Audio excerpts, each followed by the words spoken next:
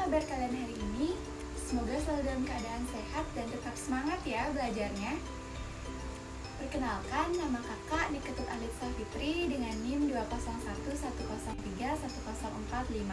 Kakak dari kelas 3J, Universitas Pendidikan Ganesha, Prodi PGSD. Nah, pada video pembelajaran kali ini, kita akan belajar mengenai materi pecahan. Sebelumnya, kakak ingin memberi sebuah contoh. Kakak punya satu pisang. Di sini pisang ini akan kakak bagi kepada dua orang adik kakak.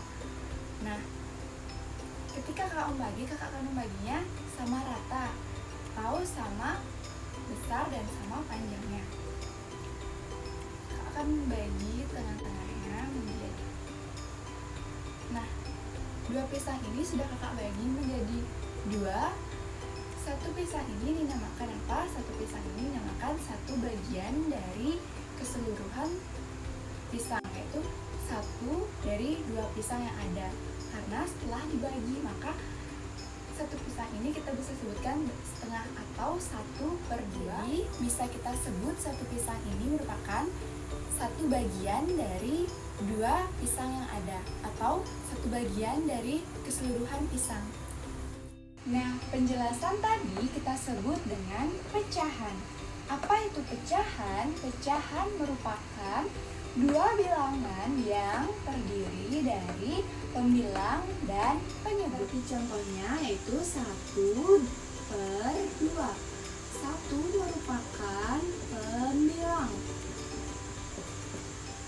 Sedangkan 2 kita sebut dengan penyebut. Nah, pembilang kita sebut pembilang yaitu merupakan bagian yang dibilang dari keseluruhan yang sama. Sedangkan penyebut yaitu seluruh bagian benda atau barang secara utuh. Seperti pada contoh pisang yang kita bagi sebelumnya. Secara umum, pecahan bisa dibilang dengan A/B, di mana A dan B merupakan bilangan cacah.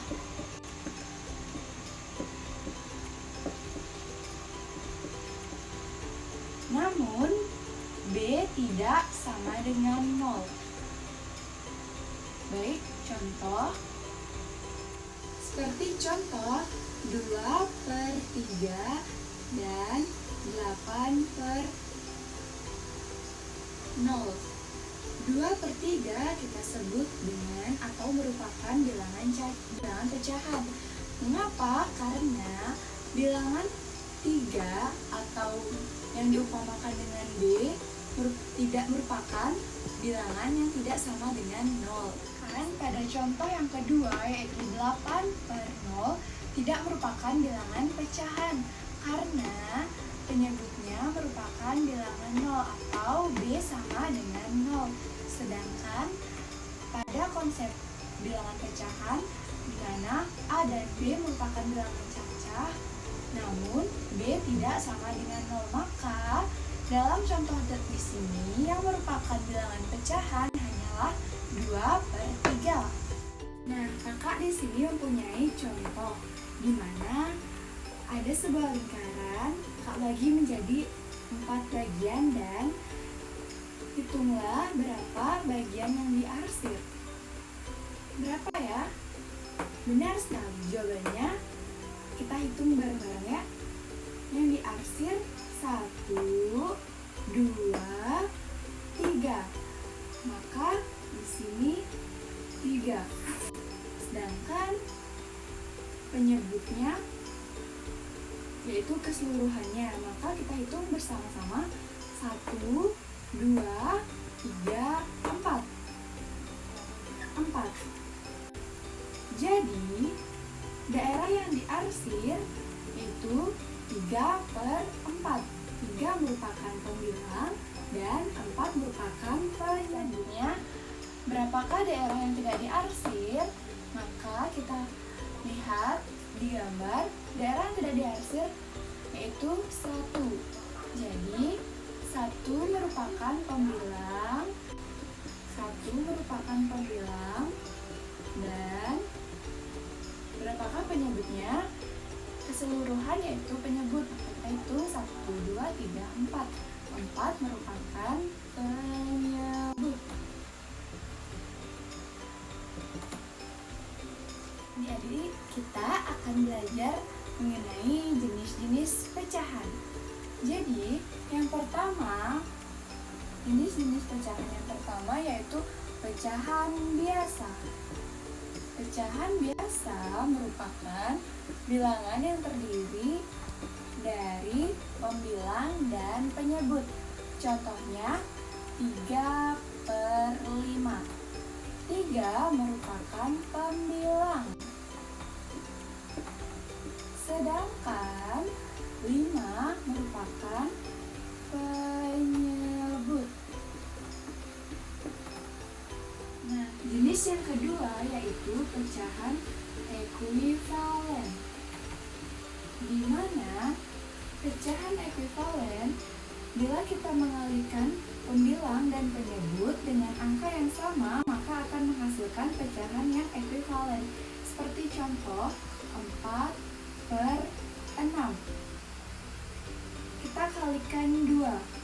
4 kita kalikan dengan 2, maka 6 juga kita kalikan dengan 2, menghasilkan 4 kali 2 yaitu 8, sedangkan 6 dikali 2 yaitu 12. Maka 4/6 sama dengan atau ekuivalen dengan 8/12. Mengapa? Ayo kita buktikan. Kita buktikan melalui gambar. Di sini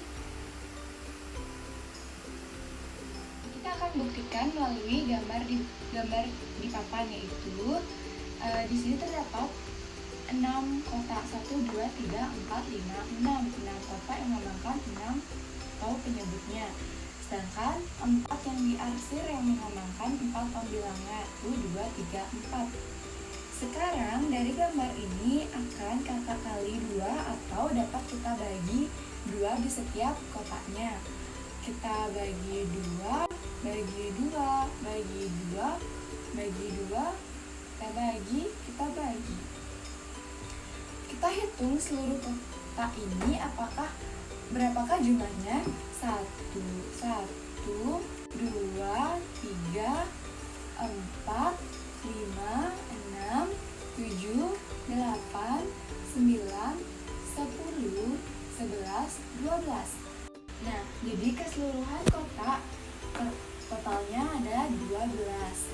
Sedangkan yang diarsir, mari kita hitung.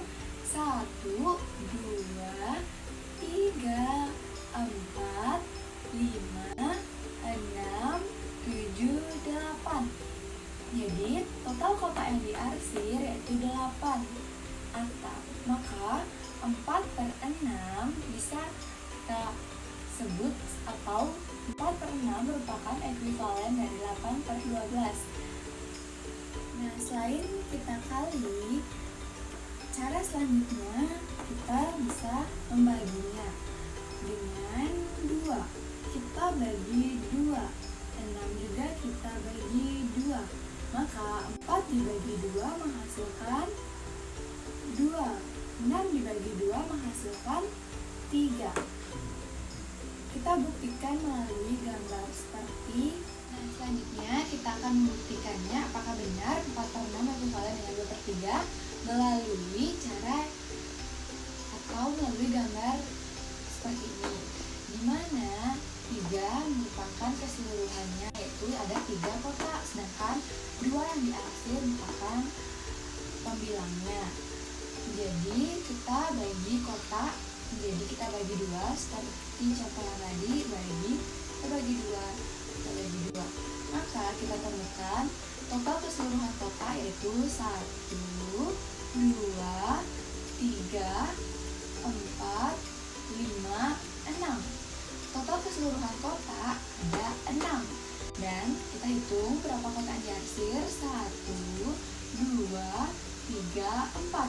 Ada 4 kotak yang diarsir. Maka 4/6 ekuivalen dengan 2/3. Jenis yang ketiga yaitu pecahan paling sederhana, di mana Suatu pecahan disebut jika pembilang dan penyebut tidak memiliki faktor persekutuan. Seperti contoh yaitu 1/3. 1/3 tidak lagi memiliki faktor persekutuan. Maka 1/3 merupakan pecahan paling sederhana. Nah, sini kakak akan memberikan contoh seperti 6/12. Apakah masuk ke pecahan paling sederhana? Tentu tidak, karena 6/12 memiliki faktor persekutuan yaitu 6. Maka 6/12 tidak termasuk ke dalam pecahan paling sederhana. Baik, adik-adik semua, kita akan melanjutnya dengan jenis-jenis pecahan yang keempat, yang ada pecahan senama. Apa itu pecahan senama? Pecahan dikatakan senama jika memiliki penyebut yang sama. Atau bisa kita beri contoh, misalnya Kak beri contoh di sini dengan 1/4 dan 2/4. Ada juga 3/4 dan 5/4 dan seterusnya. Contoh yang kakak berikan ini merupakan pecahan senama karena seperti yang kakak bilang tadi, pecahan senama merupakan pecahan yang dimana penyebutnya yaitu sama. Nah, ini merupakan contoh pecahan senama di mana penyebutnya semua sama, yaitu di sini penyebutnya adalah 4.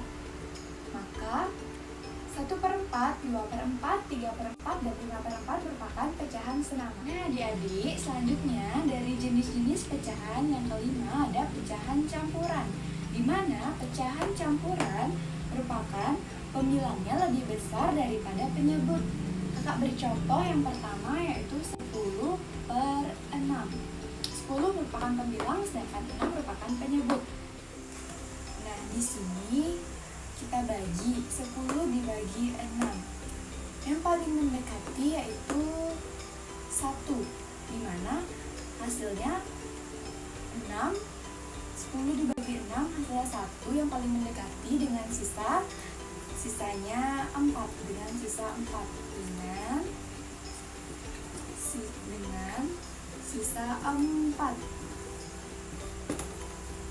Nah, dengan sisa 4 tersebut kita dapat menulisnya 1 merupakan bilangan bulat dan 4 sebagai 4 sisa di sini kita tulis sebagai pembilang sedangkan penyebutnya tetap 6. Bisa kita buktikan yaitu 6 dikali 1 hasilnya 6 ditambah 4. Nah, maka 1 di sini merupakan bilangan bulat.